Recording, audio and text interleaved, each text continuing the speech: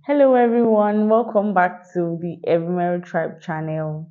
And thank you for the support, for the likes, the shares, the comments. They have helped us in, going back and bringing better and more comprehensive information to you. Here at Evermary Tribe channel, what we do is learn about business, learn about how to run our business in a way that would be more productive, in a way in which the business would outlive us, in a way whereby our business can run even when we are not actively present in the operations. And we've treated a number of topics. We've treated structures, we've treated systems, we've treated finance, we've treated training, and today we will be having a very important discussion, which is building an effective team. Like, if you want to build a business that grows beyond the current, like what you currently have. If you want to build a business, build a structure that can outlive you, you need to have the right people on board. You can actually work on structure, and at the same time, it is more important to work on the people that would work with that structure. You might have systems in place, you might have structures in place, but if you don't have the right set of people, if you don't have the right team to push what it is that you're trying to grow, to uphold and make that structure stand well. As much as structure is important, it is what is also more important is having the right people that would uphold that structure, having the right people that would ensure that that structure is not just strong, but the structure can last. And the major challenge that entrepreneurs have is people resigning, staff not being serious at work, some staff not being suitable for the job that you give them, and there's just a lot of back and forth with business owners and their employees, which is why we are having this discussion. Having worked with a number of businesses that have a lot of staff, I have been able to draft a few things that I feel is the cause of some of these problems, and we're going to be trashing them out in this episode. So while you're still here, kindly like, share, and subscribe to this channel. So let's get to it. The If you want to like build a structure, if you want to build a team, it is very important to know what it is that you want. Like, you need to know your expectations. If have you have a basket, you cannot expect that basket to be able to fetch water for you. I mean, it's a bowl that can do that, not a basket. So you now thinking that, okay, since a basket looks similar to a bowl, it should be able to perform similar functions. That is where frustration starts from. The first thing is to identify your expectations. Have a clear cut expectations of whoever it is you're bringing to your team, even to the seemingly little functions, like seemingly little roles, like let's say a cleaner. Because some of these functions, if not properly done, if not done efficiently, it can affect the things that even you would not even expect. Okay, cleaner not performing is our function will definitely affect the productivity of the major staff, and productivity of major staff will affect your company's output. So it is important that your expectations for every role is properly set. I mean, okay, you need your team. What are those integral positions that you need, and what are those expectations from those people that you think that you need? Okay, you need an accountant. What's the accountant meant to do? Okay, I need an accountant because I want to know at a goal what I am making, how much I am spending, my profit margin, the things that are hindering me from, getting a particular percentage of my net profit. What's my debt figure? What's my equity to debt ratio? What are those things that I need to make informed decisions? So these are the things that I'm expecting from my accountant. I understand. Not that I have the accountant and I'll try to I just try to make the accountant what he or she is not even equipped to do. So because I know what I am expecting, I am already looking for those signs. I'm looking for somebody that can project all my expectations right from the interview stage, not after. So the major mistake that most business owners make, companies make in hiring the best team is you want to tailor a staff, you want to tailor a candidate into what your company wants. Whereas whereas if you cannot tailor everybody. I mean, some there are some things that you can teach and train, but what if the individual, he or herself, does not want to know some of these things? It would be a very futile effort. And that's why you see business owners complaining that, oh, you train some people and they leave.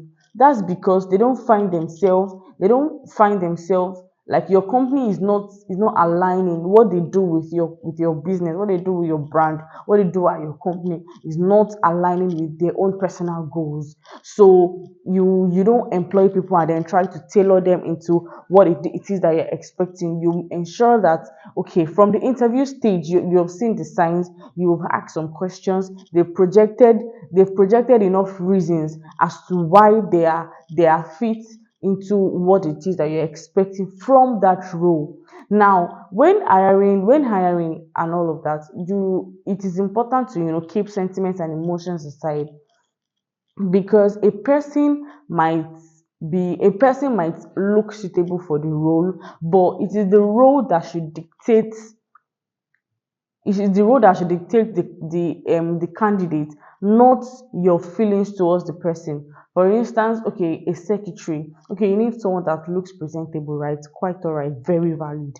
So because you see a candidate looks very presentable, but the expectations, like the job description, the candidate is not projecting it fully. So you think, oh, this person is looking presentable, we should be able to train. Of course, there's some people that you can train, but it doesn't work every time. There has to be like some red and green flags that will be portrayed at the interview level, depending on the questions that you ask.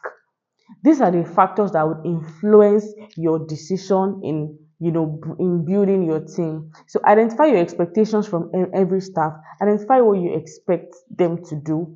So these expectations that would actually inform your decision as to, okay, whether this person is the right person for the job. Okay, your team generally, what is the aim of your team? Is it for sales? Is it business growth?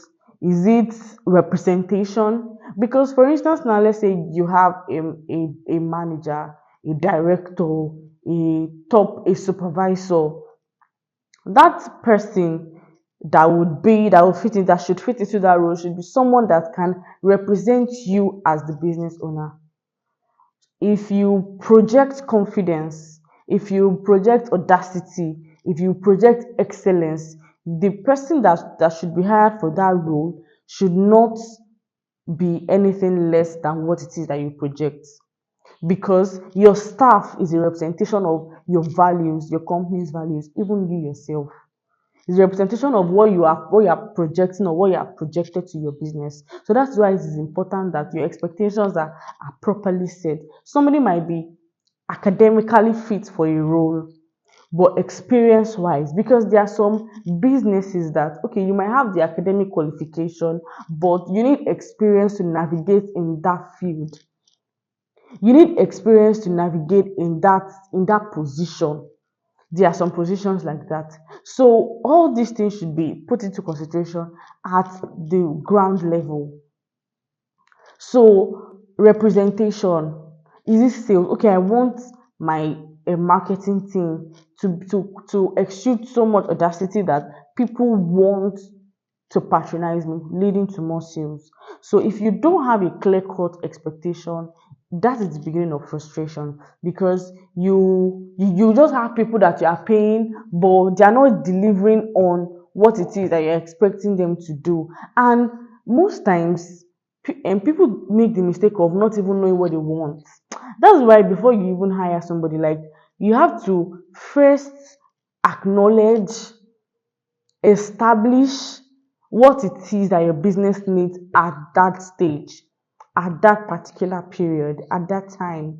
What is it is that your business needs? Because if you don't have an expectation, what you feel, okay, if you don't have an expectation for your staff, for your team, what happens is that you know what you want. I mean, you just know that this is not how things are meant to do, but you don't really know what it is that is wrong.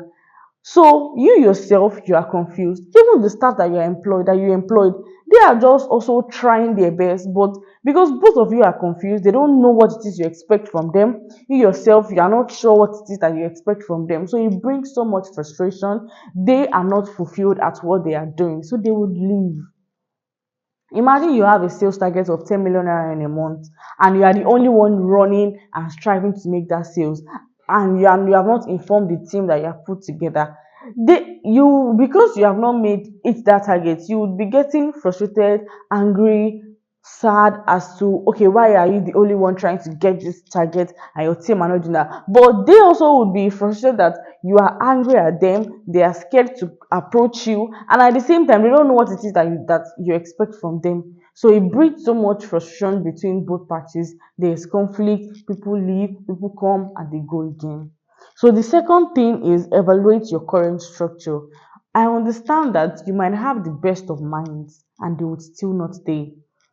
You might even be the nicest person, like you might be the nicest person in the world, and your staff will still be leaving. That's why I keep saying that you are not doing anybody a favor by hiring them. I mean, you are not doing anybody a favor. No staff is doing you a favor by coming to work. You are also not doing any staff a favor by giving them employment letter. So because I hear people say when the staff leave, they say, "Oh, with everything I did for her." Who sent you to do it for her? I mean, my sound harsh, but I mean, you are meant to do your obligations as an employer and leave it at that. Because there is no, as much as loyalty is important in our everyday life, but at the same time, it's an added advantage, not a crucial ingredient in employment, in business, everything must be properly spelled out. You cannot fully trust somebody, and that is why a lot of expectations are being cut short. Evaluate your current structure. You might be the nicest person, but your business operations does not give room for growth. And sound people that are looking for jobs, sound employees that you might need in your team, they are not just looking for the money. They are not just, not everybody is after the money. Some people might be after the money. You mean even if you're after the money, it takes a period of time to break out of that money you think you are looking for. I mean, okay, let's say at the particular stage of your life, you are only earning 50,000 naira. Okay, when you are used to that 50,000 naira, you to get to a stage where that 50,000 naira would not be enough for you, and you just will look for the next big option. But if a work environment is constantly pushing you for growth, it's constant, you are growing in every department, in every area of your life. These are some of the reasons why you see people staying years in a company, in an organization, because that work environment is enhancing growth. The work environment gives room for growth, and it aligns with their vision. For example, if I apply for a job and they give me position of customer care, and I'm going there from 8 a.m. to 7 p.m. and Monday to Saturday, I would not stay long at that job. Number one, because it's not in line with my vision. It's not it's not in line with what I really want. I'm just doing it to pass time. And when you see that an employee is at your place to pass time, you are at risk, because they can wake up the next morning and have something else planned out for themselves and they may leave. But when you are, for instance, somebody that is applying for customer care at your organization, and the academic qualification is diploma in health technology or this college of health science related course. I mean, why is that person not in a hospital? Why is that person not in a clinic? Why is that person not in a laboratory? Why is that person in your, maybe your retail company, your production company, as a customer care assistant? Why is that person there? The person being there is just there for the meantime. So now imagine you invest into that staff. Imagine you invest into that staff, you train, you do your due diligence and your obligations, and the person get an offer at the hospital. Would the person stay? The person will not stay. That is why people like confuse loyalty for what is meant to be done. I mean, if you were to be your own sibling as well, you have an opportunity to migrate to a place where okay your growth is going to be facilitated. You're going to grow in your career as opposed to what you're doing that is not even in line with your career path. So while interviewing, you need to ask questions. Okay, what do you see yourself doing in the next 3 years? Okay, are the goals for your life? What are the things that you want to do? When I started out some 3 4 years ago, and I was pitching around, when they asked me what did I say, I want to build a management consulting firm. So to me that I want to build a management consulting firm, it's easy for me to work as a consulting partner for businesses because I know that it is in line with what I want to do. I know that it is in line with what I am going to do in the next couple of years. So I cannot just, even if I am experiencing difficulties, and that is one thing that drives people that business owners should understand. If somebody is at a place that enhances their growth, at a place that is in line with their career path and their vision, even if they are facing a lot of challenges with that job, they will still be inclined to stay. They will still be inclined to push because they know that they are not just coming to work for the money. They are gaining experience, they are gaining mastery, they are getting at the top of their game in a way that they can be of more impact to the company, to the environment, to the community, and even to themselves. So all these things should be asked about in the interview stage, and that is how you can like build an effective team for your brand. And the next thing is evaluating and focusing on a positive work culture. I mean, this work culture um, is not emphasized enough because there are some organizations that the work culture is not positive. First of all, a toxic work environment is one of the reasons why employees leave. I mean, they would. I once worked in an organization where every month at least 1 to 2 staff resigns every single month. So like they resign, they rehire, they resign, they rehire, and that's just so like you just know. Even if some things are not even in line with maybe your career path or something. I mean, it's not like 1 or 2 months or even 3 weeks. There has to be, so how do you as a business owner, how do you communicate with your staff? How do you actually communicate with your staff? How do you deal with some certain things? How do you settle conflicts? How do you appreciate people? How do you do those things? Like evaluating if your company's work culture is actually positive. How do you handle things? How do you handle conflict? How do you relate with your staff? How is the work environment? Like what does it breed? Is it that people will just come to work and leave, everybody is serious? Or is there a room for okay, soft atmosphere? Do you arrange fun events?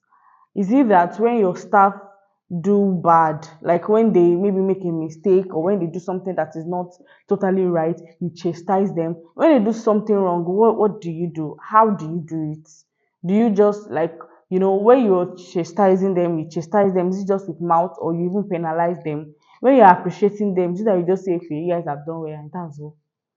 These are things that, influence, you know, having a great team because you might have great team, but that great team would they keep remaining that great? I mean, I've experienced employees where when they resumed, they were at the top of their game, but at the long run, they just felt like it was not worth it. They felt like it was not worth it. They felt like okay, it was just there. They felt like they were just doing it and they were not being recognized. To have everybody wants this social security. They want to be recognized. They want to be appreciated, even at the littlest of it. For the littlest, even mundane things, they just want to feel. And if you want to retain good people, you need to also let go of your ego and appreciate them when necessary. Okay, from Monday to Saturday, from Monday to Friday, this time to this time, work, work, work.